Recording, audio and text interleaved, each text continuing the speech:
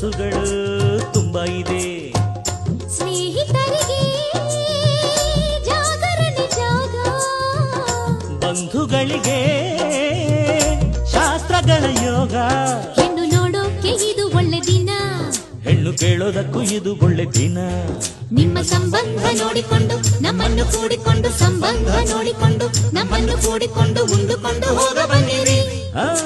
ಮೈಲಾರಪ್ಪ ಅಪ್ಪ ಕಾವೇರಪ್ಪ, ಮೈಲಾರಪ್ಪ ಕಾವೇರಪ್ಪ ಬಂಗಾರಪ್ಪ ಬೆಳ್ಳಿಯಪ್ಪ, ಪ್ರೀತಿ ಇತ್ತು ನಮ್ಮ ಮದುವೆಗೆ ಬರ್ಬೇಕ್ರಪ್ಪ.